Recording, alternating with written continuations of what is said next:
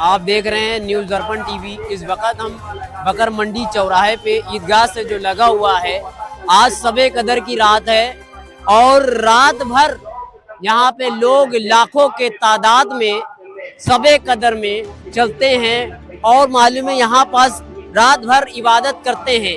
اس شب قدر کی رات میں جو بھی کہا گیا ہے کہ بندہ اگر اپنے سچے دل سے دعا اگر کرتا ہے تو اس کی دعائیں منوکامنائیں پوری ہوتی ہے، اس لیے پوری ہوتی۔ یہی ایک وہ رات ایسی ہے جو بھی مانگنا چاہے وہ اس کی معلوم مرادیں پوری ہوتی ہے۔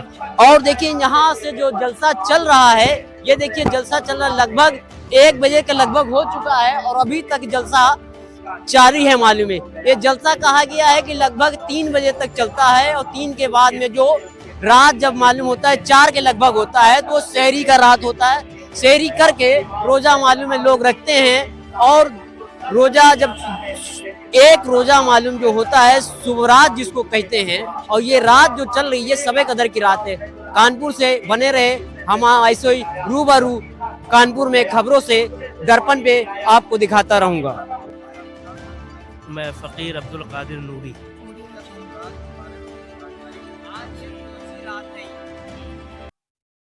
آج کی جو یہ رات ہے اسے شب برات کہتے ہیں۔ شب برات کہتے ہیں۔ برات کا معنی ہوتا ہے آزادی اور شب کا معنی رات۔ تو اس کا اردو ترجمہ یا ہندی بول لیں آپ تو اس کا یہ ترجمہ ہوا کہ آزادی کی رات ہے۔ تو اب آزادی کس چیز سے؟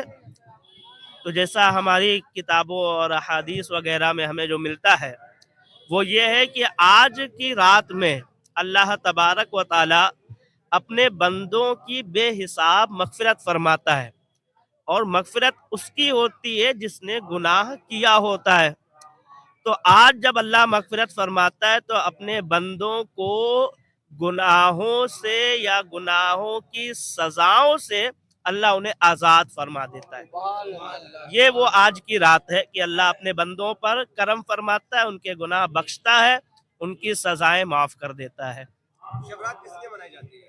شب برات اس لیے منائی جاتی ہے کہ اللہ تبارک و تعالیٰ نے یہ دن ہم گناہگاروں کے لیے خاص کیا ہے کہ بندوں تم ہماری طرف نہیں آتے ہو تو کبھی شب معراج تمہیں دے دیا کہ عام دنوں میں نہیں آتے ہو تو شب معراج میں آ جاؤ۔ شب معراج میں نہیں آئے تو بندوں تم میرے طرف شب برات میں آ جاؤ، آ جاؤ اپنے گناہوں سے توبہ کرو تاکہ میں تمہیں بخشوں۔ جب اللہ بخشتا ہے تو وہ ہمارے لیے خوشی کا موقع ہوتا ہے اور ہم اسے سیلیبریٹ کرتے ہیں۔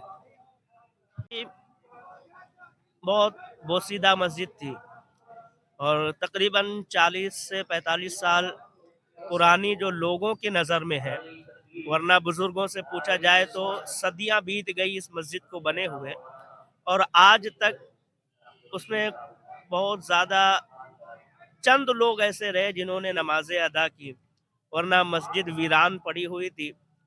تو ہمارا اور ہمارے اس محلے کا پہلا فریضہ اور پہلا مشن یہ ہے، کیونکہ آپ دیکھ رہے ہیں ہمارے ساتھ جو لوگ بیٹھے ہیں، الحمدللہ ثم الحمدللہ، اللہ نے ان لوگوں کو اتنا نوازا ہے کہ یہ کروڑوں میں کھیلتے ہیں، لیکن اس کے باوجود فٹ پاتھ پر یہ ٹینٹ لگا کر مسجد کے لیے چندہ کر رہے ہیں۔ تو اس سے یہ پتہ چل رہا ہے کہ مسجد کے لیے ان کا لگاؤ کتنا زیادہ ہے، اور اس مسجد کو ہم آباد کرنا چاہتے ہیں، آباد کر کے پوری دنیا میں اس مسجد کا نام کرنا چاہتے ہیں کہ ایک مسجد ہمارے یہاں بھی ہے جو کافی سالوں سے لوگوں کی نظر سے دور تھی۔ آج الحمدللہ اللہ نے اپنے حبیب کے صدقے کانپور والوں کی نظر میں اس مسجد کو لایا ہے اللہ، اور کل انشاءاللہ پوری دنیا میں اس مسجد کا شہرہ ہوگا۔ یہ ہمارے محلے والوں کی محنتوں کا ثمرہ ہے۔ دیکھیں اللہ کی محبت اتنی ہے، اللہ سے وفا اتنا ہے کہ اللہ سے وفا کرتے ہیں تو اس کے محبوب سے وفا کرتے ہیں، اور جب محبوب سے وفا کرتے ہیں تو محبوب کے فرمان پر عمل کرتے ہیں، ماں کو چھوڑ کر محبوب کی زیارت کے لیے نہیں جاتے ہیں۔ اتنے وفادار ویس کرنی ہے۔ سیدنا غوث اعظم 40 سال تک عشاء کے وضو سے فجر کی نماز پڑھتے ہیں، یہ وفادار غوث اعظم ہے۔ خواجہ ہند ہند سیدنا خواجہ غریب نواز 70 سال تک اپنی پیٹھ کو زمین پر نہیں لگاتے ہیں. کیوں؟ کیونکہ اللہ سے وفا کرنی ہے, اللہ کی عبادت کرنی ہے.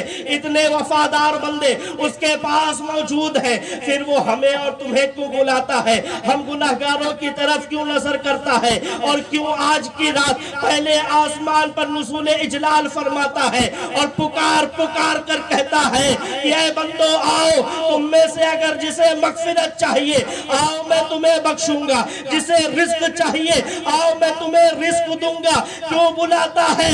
تو پتہ یہ چلا کہ جب اللہ ایک ماں کو اپنی محبت کا ذرہ دیتا ہے تو ماں 10 بچوں سے ایک جیسی محبت کرتی ہے. تو کئی دنیا یہ نہ کہے کہ ماں کی محبت اللہ کی محبت پر غالب آ گئی. اس لیے اللہ اپنے جہاں نیک بندے وفادار بندوں سے محبت کرتا ہے وہاں تمہیں دعوت دیتا ہے آجا شب برات تیری مغفرت کر دو. سبحان اللہ. جناب محمد رسول اللہ صلی اللہ علیہ وسلم سبحان اللہ. وہ حضرت اویس قرنی سے فرمائے کہ اویس ہماری امت کے لیے دعائے مغفرت کرو, دعائے بخشش و نجات کرو. اس کا مطلب یہ ہے کہ مصطفیٰ کی بارگاہ میں اویس کا بڑا مرتبہ ہے, اویس کا بڑا منصب ہے, اویس کے بڑے درجات ہیں, اویس کے بڑے مناصب ہیں. جبھی تو اور جب یہ دونوں صحابی دونوں خلیفہ سرکار اقدس صلی اللہ علیہ وسلم کے سرکار کا جبہ لے کے حضرت اویس قرنی کے پاس آئے, لوگوں سے پوچھا ہے لوگوں اویس قرنی کہاں ہے؟ تو لوگوں نے کہا کہ کون اویس؟ کہا وہی جو دیوانہ مصطفیٰ ہیں. سبحان اللہ. سبحان اللہ. وہی جو رسول کونین کے شہدائی ہیں, وہی جو مصطفیٰ کے چاہنے والے ہیں, وہی جن کے سر میں مصطفیٰ کی محبت کا سودا ہے, وہ اویس. کہا تو جائیے صحرا میں وہ اپنی ماں کو اور اپنے جانوروں کو لیے ہوں گے, اپنی ماں کی خدمت کر رہے ہوں گے, اپنے جانوروں کی دیکھ بھال کر رہے ہوں گے, اور وہیں ریت میں سجدہ ریز ہو کے اپنے رب کی عبادت کا حق ادا کر رہے ہوں. سبحان اللہ. سبحان اللہ.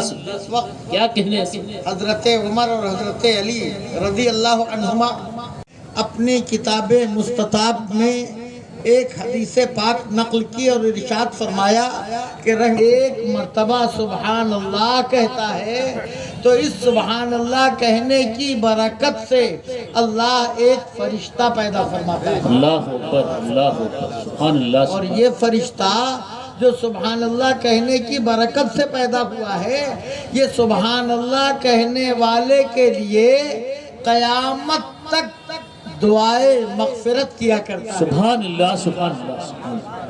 کیا کہ اتنے بڑے مجمع میں کیا کوئی مسلمان ایسا ہے جو یہ نہ چاہے کہ اس کے لیے فرشتہ دعائے مغفرت کرے؟ کیا کہنے. ہر شخص کی خواہش, ہر شخص کی تمنا یہ ہے کہ اس کے لیے کوئی فرشتہ صبح قیامت تک دعائے مغفرت اور دعائے نجات کیا کرے. سبحان اللہ. سبحان اللہ. دعائے بخشش و نجات کیا کرے. ہر شخص کی خواہش ہے. تو اگر یہ خواہش اور تمنا ہے تو اپنے نبی کی باتوں پر اعتماد اور بھروسہ کرتے ہوئے بآواز بلند کہیے سبحان سبحان اللہ. سبحان اللہ. سبحان اللہ. سبحان اللہ. سبحان. دوستو اب نعت پاک کا مسئلہ ملاحظہ فرما لے. میرا آقا میرا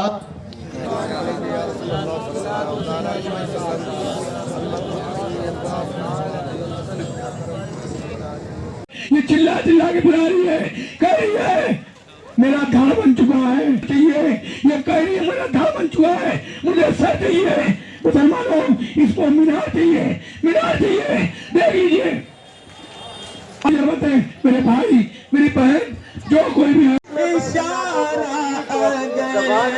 ادھر سے ادھر ہو جائیں گے, ذرا دیر میں تو ہو جائیں گے, ذرا قربان قربان ہے.